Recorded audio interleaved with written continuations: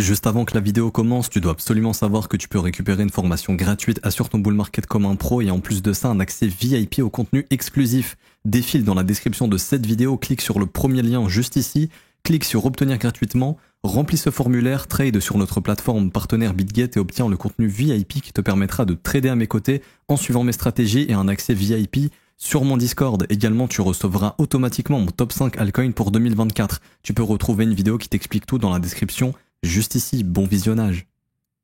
Bonjour à tous, j'espère que vous allez bien. On se retrouve pour le brief du jeudi 30 novembre 2023. On se fera un petit point sur le BTC, ETH également. Et on va focus aujourd'hui. Donc vous avez choisi sur le Dodge, ce qui est intéressant avec le Dodge qui est juste là. J'ai oublié de le mettre. Mais vous avez choisi Dodge ici. C'est surtout la cyclicité, qu'on puisse parler du marché crypto dans sa cyclicité, dans sa globalité. Pas forcément l'asset en lui-même, même si je l'analyserai.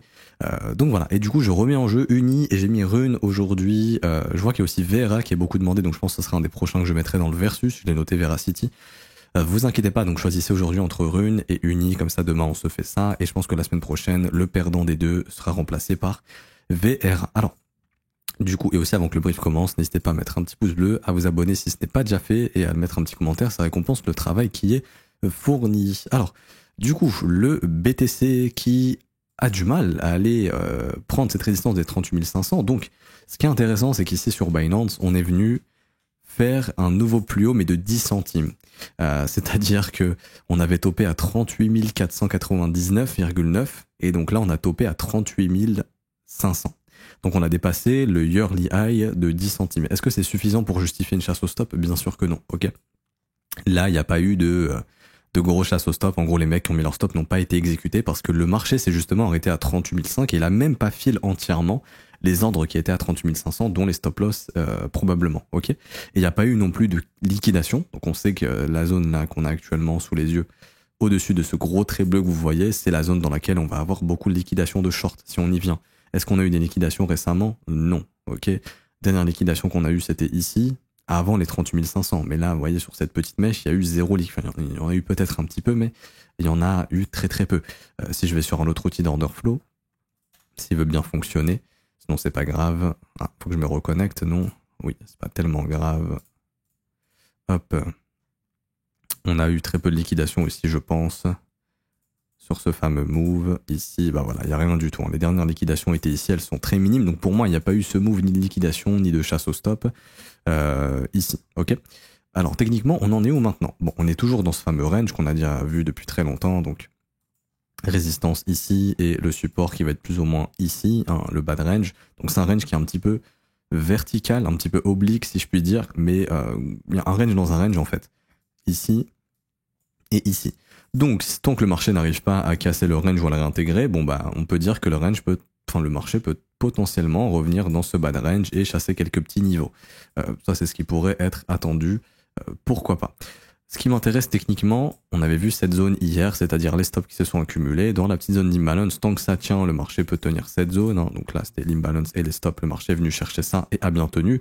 On a eu un rebond et comme vous le voyez, les imbalances agissent un petit peu comme un aimant. Ils sont d'excellents niveaux de résistance. Là, on avait cette imbalance ici qui a bloqué le prix et là, le marché rejette déjà. Tant qu'on ne casse pas cette imbalance ici, juste des 38 080 $ à peu près, le marché va peut-être tenter d'aller récupérer à nouveau les stop loss ou ces plus bas ici qui ont été créés ces dernières heures, donc sous les 37 500 $.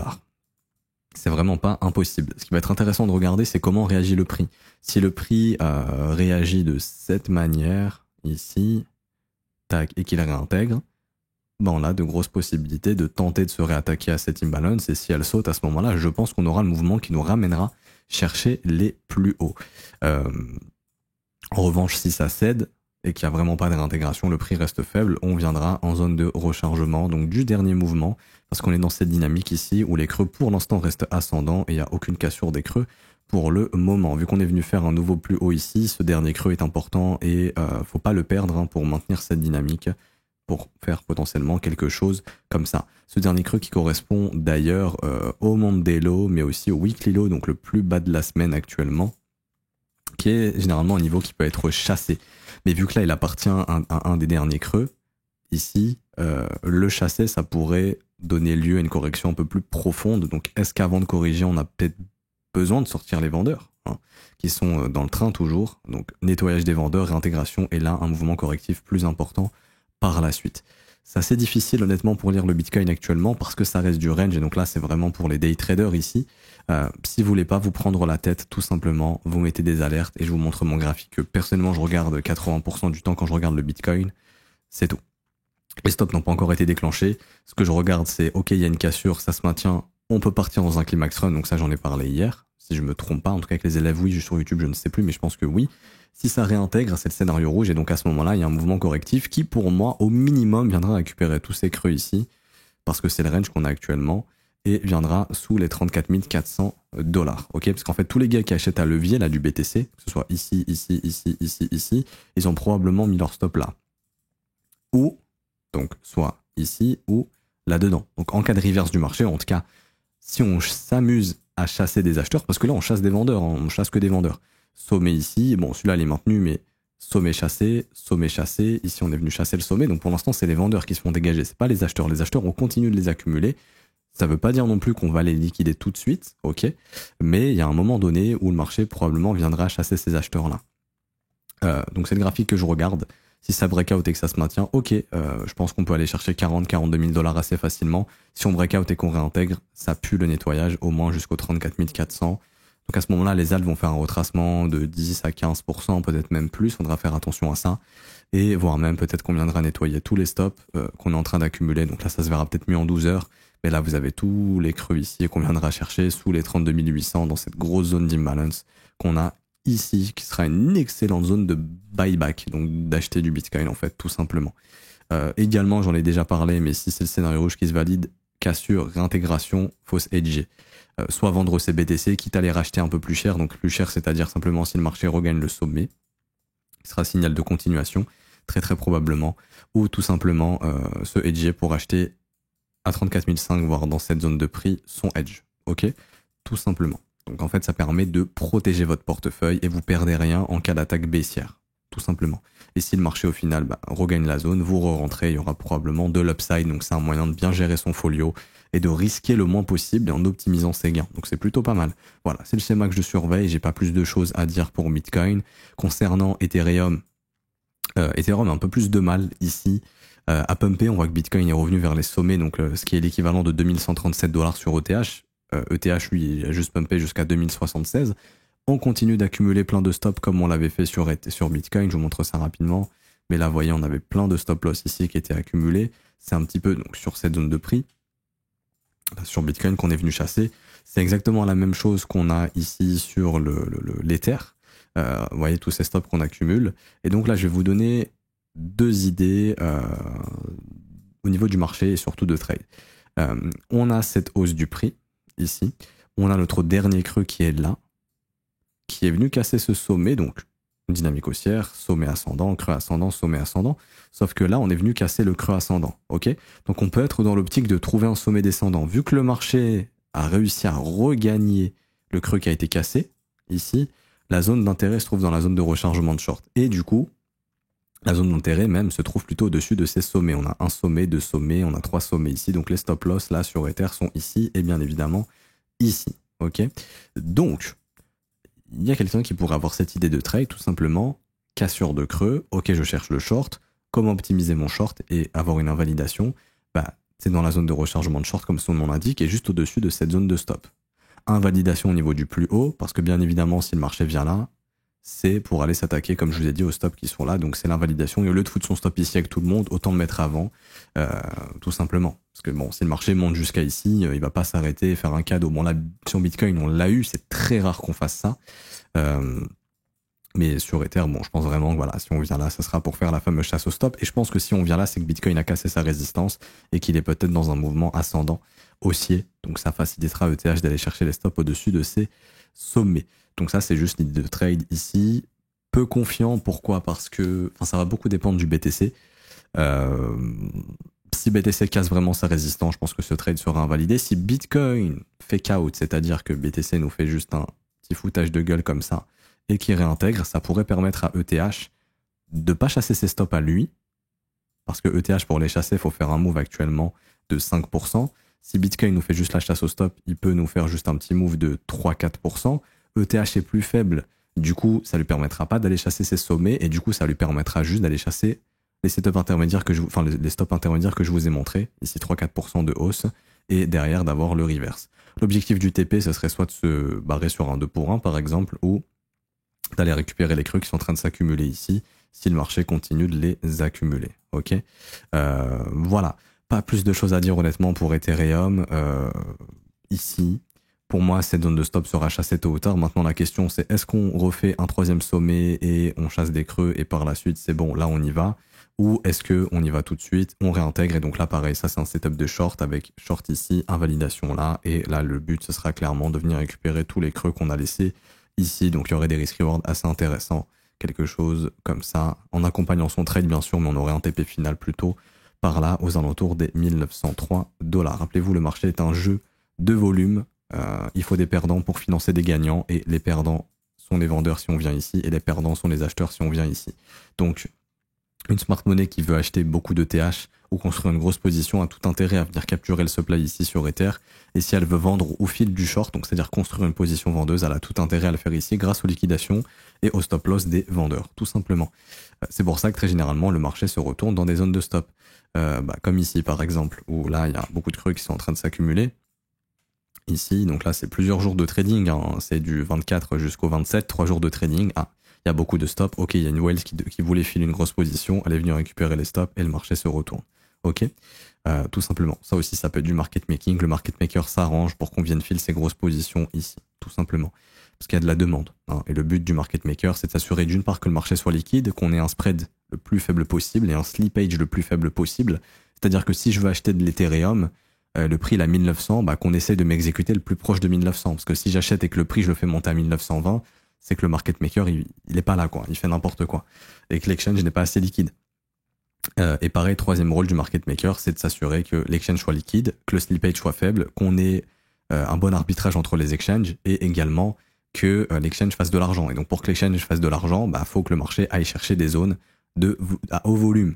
Donc des zones de stop, des zones de liquidation et des zones où il y a une forte demande. Et donc il faut amener le prix dans ces zones de forte demande. Et pour s'assurer qu'il y a cette demande, par exemple le market maker peut s'assurer à ce que le prix dessine ça, qu'on ait plein de stops, il sait que là il y a quelqu'un. Donc par exemple, ok, imaginons, je vous dessine une courbe, ok, et je vous dis là il y a quelqu'un qui veut acheter gros sur Ether. Je suis market maker, je me dis ok ouais mais si je ramène le prix là il aura pas assez de demande et ça va être compliqué. Du coup le market maker ce qu'il peut faire c'est s'assurer à ce que le prix fasse quelque chose comme ça, qu'on crée un maximum de creux. Là, il y a plein de gens qui longuent et en fait, ces liquidations et ces stops vont permettre d'accroître la liquidité, donc le volume qui va être exécuté dans cette zone et qui va pouvoir financer le trade d'une whale, par exemple. S'il y a beaucoup de demandes, imaginons, là, il y a quelqu'un qui veut filer des gros ordres de plus de 50 millions de dollars, mais le marché n'est pas assez liquide, on peut dessiner ça sur le prix pour que les gens trade, foutent leur stop ici, et donc bam, le marché vient chercher les stops, et là, il y a le volume nécessaire pour filer cette personne. Et après, le marché peut repasser, peut continuer son mouvement haussier. C'est pour ça que vous voyez souvent ça sur le prix, avant des mouvements haussiers, des chasses au stop. Par exemple, ici, sur Ethereum, là, on a un creux, deux creux, on a tellement de creux, voilà, comme par magie, le marché vient chasser les stops, et bam, il repart dans l'autre sens. C'est très souvent comme ça que le marché prend un mouvement directionnel. Pour ça que si, imaginons, là, le marché, il peut s'arrêter volontairement sur le Bitcoin. Là, c'est probablement même market maker, hein, qu'on soit en train de dessiner une grosse résistance ici, comme ça, tous les gars qui short sont en train de foutre leur stop et vont se faire liquider ici. Et ça se trouve, là, il y a vraiment une demande institutionnelle à la vente et le market maker s'arrange qu'on ait assez de stop et de liquidation vendeuse pour que ces institutions puissent filer leur short et vendre les BTC qu'ils ont envie de vendre, par exemple. Ok, c'est pour ça que là, on est peut-être en train de dessiner ça artificiellement pour aller le chasser, le réintégrer par la suite. C'est pas impossible. Là, on voit, par exemple, sur Bitcoin qu'il y a des grosses hausses d'open interest, donc on sait qu'il y a beaucoup de stops et de liquidation qui se créent au sud, mais surtout beaucoup de stops et de liquidation qui se créent au nord. Et que là, le graphique, comme par magie, on s'arrête exactement au même endroit, c'est probablement pour créer artificiellement beaucoup de stops et de liquidation. Ça peut être pour, je sais pas, moi, une institution qui veut vendre, qui veut distribuer son long, ou carrément qui veut filer un gros short ici pour reverse le marché derrière. C'est pas impossible. Ok, je dis pas que c'est ça qui va arriver, mais en gros, c'est l'hypothèse qu'on peut se faire. Par exemple, ce matin, pourquoi le prix sur BTC, il est venu chercher les stops ici, enfin hier du coup du moins, là, parce qu'il y avait beaucoup de stops, donc on est venu récupérer les stop loss, et là il y a peut-être quelqu'un qui a filé une grosse position, par exemple. Ok. Si le prix faiblit et n'est pas fort, c'est qu'il y a plus de probabilité d'aller potentiellement au sud et que la demande est peut-être plus basse. Mais en tout cas pour moi ça c'est artificiel, le fait qu'on soit comme par magie maintenu par les 38 500 ici. C'est pas compliqué de casser les 38,5, donc je pense que ça c'est fait artificiellement pour créer les stops et liquidations plus haut. Et du coup pour finir, alors on fait un petit point sur Dodge. Alors Dodge, ce qui est intéressant, c'est la cyclicité. J'en parle dans la formation gratuite, mais pour vous résumer rapidement, après je vous invite à télécharger la formation gratuite, vous allez apprendre ça et c'est beaucoup plus développé. On a 3 cycles en crypto. On a les cycles de hausse, les cycles de baisse, donc, et les cycles de transition. Moi je les appelle comme ça, en tout cas le cycle de transition. On peut investir pendant le cycle de hausse, il y a de bonnes opportunités, ok. Le cycle de baisse, faut surtout pas investir ou faire du DCA parce que vous allez vous faire éclater et si vous investissez 10 000 $ à la fin de votre DCA, il va vous rester 2000 et il faudra faire un x5 pour que vous puissiez revenir à break-even. C'est un peu dommage. On peut commencer son DCA pendant le cycle de transition et donc là on est dedans, c'est-à-dire que la volatilité se réduit. Il y a un indicateur qui a été fait par un élève qui est le Volatility Index qui permet justement de voir la volatilité. Volatilité rouge, on n'investit surtout pas. Enfin, en tout cas, si on investit à long terme, on va se faire défoncer, ça va se faire retracer. Le DCA, on évite de le faire tant qu'on n'est pas en volatilité verte. Et quand on arrive dans la volatilité verte, ok, on peut commencer à construire son DCA parce que la volatilité est faible et donc les prix vont pas beaucoup bouger et on va pouvoir accumuler tranquillement. Donc ça, c'est le cycle de transition. Cycle de... Bon, là, il a un peu bugué l'indicateur. Il y avait vraiment pas de volatilité ici parce qu'il n'y a pas beaucoup d'historique. Attendez, je vais corriger ça. Vous inquiétez pas. Ah, mais Bitrex a disparu, ils sont en train de fermer. Est-ce que je vais pouvoir encore avoir la charte ici? C'est grâce à eux qu'on a tout l'historique du Dodge. Yes, donc vous voyez ici, cycle de transition, c'est le meilleur moment pour investir. Faible volatilité, c'est hyper plat. Ça pump, c'est surtout pas le moment d'investir. Toujours une grosse volatilité, on n'investit pas. Et quand on est en volatilité verte ici, donc à partir des 6 centimes, on peut commencer son DCA et investir long terme. Et en fait, Dodge, c'est un excellent moyen d'avoir un point de vue sur le marché et pour juger de la cyclicité du marché. Comme vous le savez, très généralement, quand Dodge se met à exploser, c'est qu'on est en fin de cycle. C'est-à-dire qu'en fait, on est proche du top, genre le Bitcoin, il est déjà à plus de 100 000 $, les altcoins, elles ont tout explosé et c'est très dangereux d'investir sur le marché crypto. Et en fait, là, ce que Dodge nous dit, c'est que les altcoins, majoritairement, et au niveau de la cyclicité, on est toujours dans cette phase de transition. Donc c'est toujours un bon moment d'investir dans le marché crypto. On est dans la phase de transition. Le jour où Dodge va commencer à sortir de cette phase de transition ici, c'est-à-dire va recasser des résistances, là le cycle de hausse va commencer. Et donc là on va voir une accélération sur le marché des alts, ok, une accélération sur le Bitcoin également, où l'accélération aura déjà eu lieu sur le Bitcoin, et donc il y aura un rattrapage des altcoins, mais on sait qu'on commencera à rentrer dans le cycle de hausse. Donc les retails vont commencer à arriver, donc vous verrez par exemple sur Google Trends qu'on commence à avoir pas mal de nouveaux entrants. Donc là, en fait, vous allez sur Google Trends, vous mettez dans tous les pays du monde. Ici, je vais écrire par exemple crypto. Hop, terme de recherche crypto, des fois ça bug. Voilà, il a écrit n'importe quoi. Je mets tous les pays, j'écris crypto-monnaie, donc crypto ici. Le mot-clé, je mets depuis les 5 dernières années. Là, vous voyez que pour l'instant, le mot crypto, l'intérêt, il est faible. Ok, donc ça colle bien à la transition. Là, quand l'intérêt commence à réaugmenter, on rentre dans le cycle de hausse. Donc on a vu que l'intérêt commençait à réaugmenter début 2021. Si vous regardez bien, début 2021, c'est le moment où Dodge il a commencé à accélérer. Donc là, le cycle de hausse, il a commencé. Donc les retail, le public, les gens qui s'intéressent au marché des cryptos, en dehors, et il y a aussi des institutions, des banques, etc. Mais grosso modo, les banques et les institutions, elles achètent ici. Et leur objectif, c'est de vendre pendant la cyclicité haussière. Et donc vous, c'est ce que vous devez faire également. Donc là, pour moi, je dis pas que Dodge est forcément un bon investissement. Peut-être que oui, peut-être que non. Après, on verra les objectifs, etc. Mais déjà, d'un point de vue de cyclicité, c'est excellent. Parce que Dodge, c'est un très bon repère. Et là, Dodge nous confirme qu'on est toujours dans la transition. Donc, par exemple, vendre toutes ces crypto-monnaies maintenant, c'est probablement vendre avant un énorme pump du marché crypto. Ok ? Du coup, là, franchement, très très bien. On est toujours en transition, c'est super. Ce que pourrait faire Dodge, bien évidemment, avant de commencer, c'est une classique qu'il a déjà fait avant, probablement. Voilà, c'est d'avoir un nettoyage au sud, donc ça c'était pendant le Covid, avant d'aller casser au nord, ok? Donc on est venu récupérer tous les stops, tous les mecs ont vendu et on a regagné la zone, merci, au revoir, on est reparti dans l'autre sens. Ça aussi c'est ce que je vous expliquais tout à l'heure, peut-être que Elon Musk il voulait acheter massivement du Dodge ici avant de le chill et qu'il avait besoin, donc en fait on est venu accumuler ses creux ici et là on est venu récupérer tous les stops et toutes les liquidations et donc là on a pu filer d'énormes positions sur Dodge, en plus des gens qui ont pas Nixel. Après à l'époque Binance c'était pas l'exchange numéro 1 pour Dodge, mais probablement ici qu'on a des gros qui ont acheté. Ok, Très très probablement, parce que le marché s'est retourné ici en pleine panique, donc c'est qu'il y a des gros qui sont venus absorber le supply. Et puis après, bien sûr, la poursuite de l'horizontalité, les W qui se forment, ok, on a le signal, let's go, on y va. Donc ce qui serait pas impossible sur Dodge, vous voyez, là, il y a quand même beaucoup de stops qui s'accumulent sous ces plus bas. Imaginons, on a un événement de capitulation en 2024, je sais pas, moi, il y a une récession, il y a une crise, la courbe des taux est inversée, elle indique qu'on aura une récession incessamment sous peu. Imaginons qu'on a un nouveau narratif baissier en 2024, oui, l'inflation baisse pas, la Fed remonte les taux, machin, j'en sais rien, il peut se passer plein de trucs. Et qu'au final, le petit Dodge, il vienne faire un tour ici, ça sera l'excellent, ce sera le moment de l'acheter, en fait, tout simplement. Ce sera le moment de l'acheter.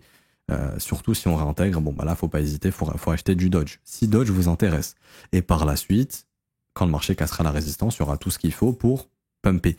Et c'est bien, ça permet vraiment de juger de la cyclicité, de la temporalité. Parce que là actuellement, Dodge nous confirme pour l'instant qu'il n'est toujours pas dans un cycle de hausse. Et que donc, c'est fou de se dire que Dodge est un bon indicateur, mais oui, Dodge est un bon indicateur. Et Dodge nous indique qu'on est peut-être encore que dans la cyclicité de transition et qu'on n'est pas encore dans le cycle de hausse et dans le fameux bull run dont tout le monde parle sur les altcoins.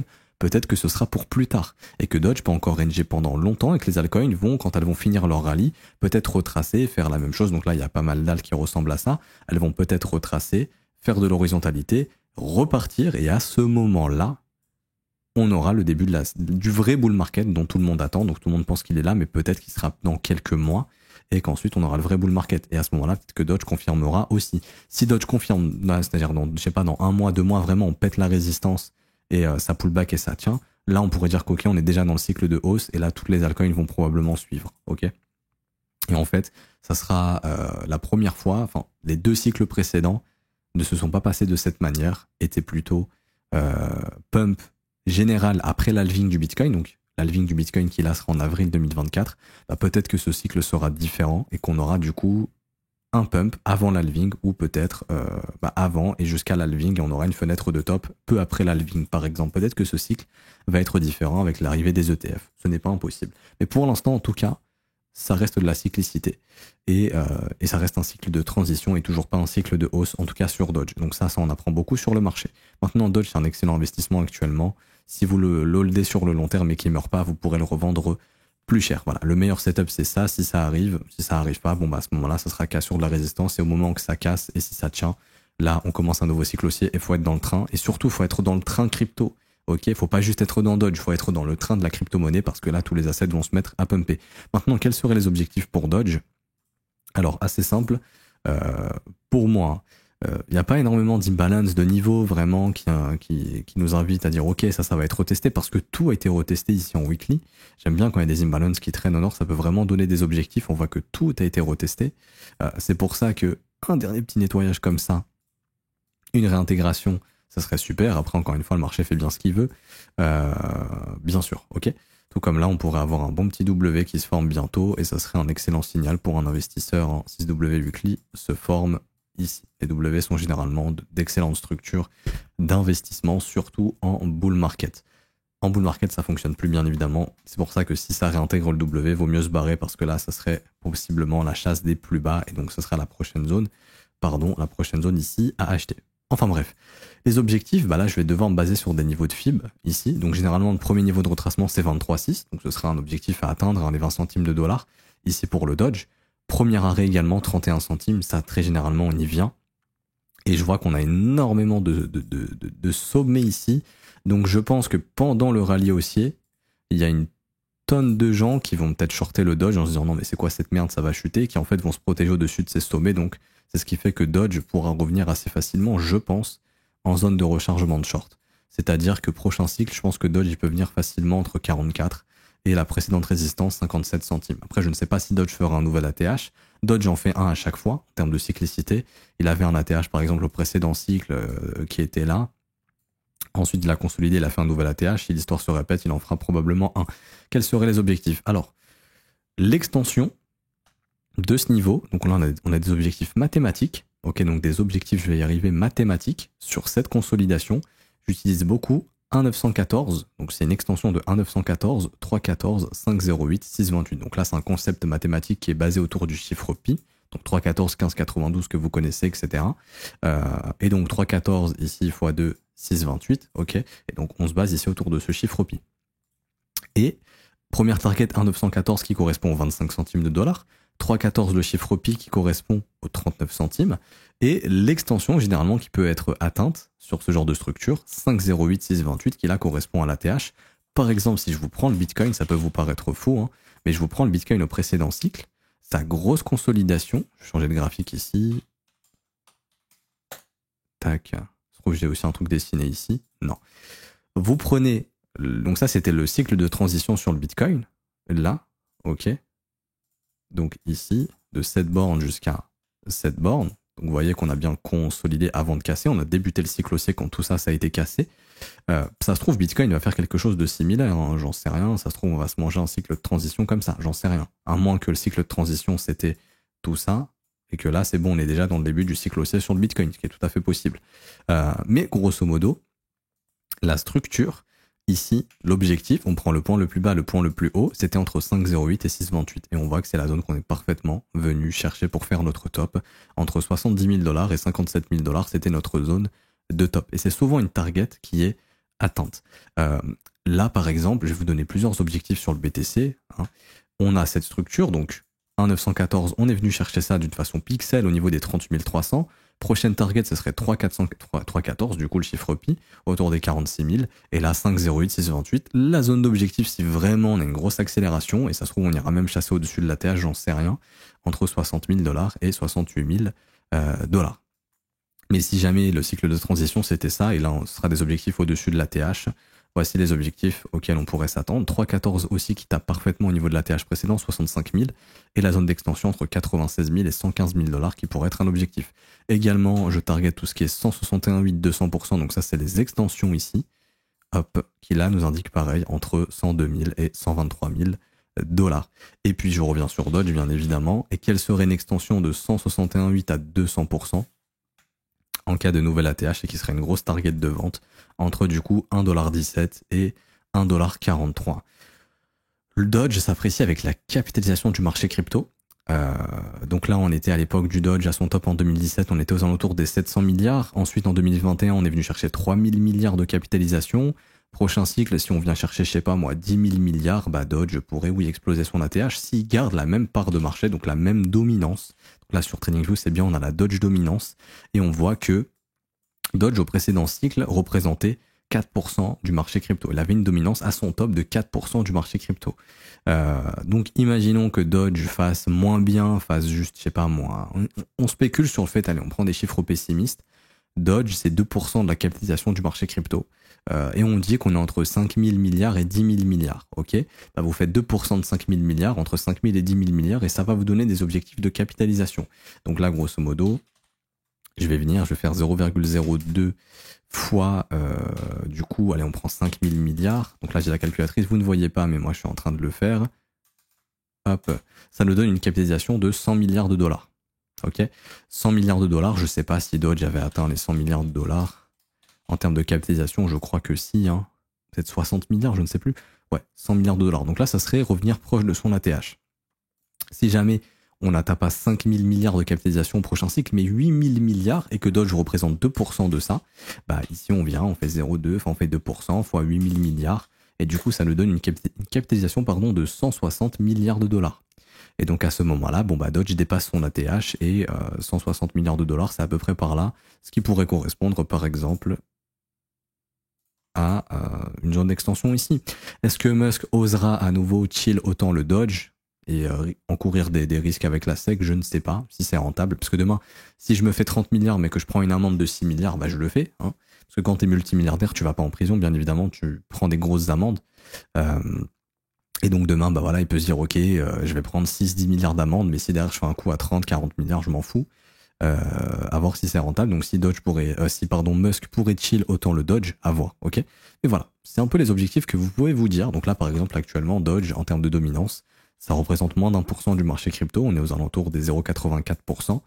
Le jour où cette charte s'améliore et que la capitalisation du marché crypto augmente, bon bah là, ça veut vraiment dire que Dodge va vraiment commencer à performer et va gagner en valeur. Donc là, pareil, on voit au niveau de la dominance qu'on n'est pas encore prêt à retrouver une grosse dominance sur Dodge. Fin 2022, on est monté jusqu'à 2%. Donc qu'on pourrait très bien remonter à 2% avec une grosse capitalisation. Ça se trouve, Dodge va faire mieux encore qu'au précédent cycle, va représenter, je sais pas moi, 6% du marché crypto. Et à ce moment-là, calculer 6% de 10 000 milliards, on a une capitalisation qui serait à 600 milliards de dollars. À ce moment-là, Dodge, il vaut 4-5 dollars, voire plus. Ok. Donc c'est impossible à prédire en termes d'objectifs. Voilà, on va voir un petit peu ce qui va se passer.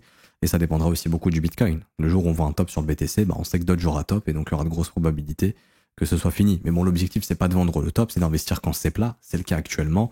Et de vendre quand ça va commencer à partir en cacahuète, quand toute la Terre va en parler, quand Dodge il va le chill, quand vous allez voir que CNBC en parle, que même BFM TV en parle. À ce moment-là, sachez qu'il faut vendre. Par exemple, Cardano, j'ai de la famille en Belgique qui... vous voyez Cardano ici à la télé, j'ai même des élèves belges qui voyaient que ça parlait de Cardano dans les journaux traditionnels, donc dans les médias traditionnels en Belgique, au niveau des 3 dollars ici. Quand vous voyez les médias qui parlent d'un truc, vraiment, je vous parle pas des médias finants, genre BFM Business, tout ça, parce que BFM Business en parleront bien avant, et je pense qu'ils parlent déjà de Cardano, par exemple, ou du Dodge.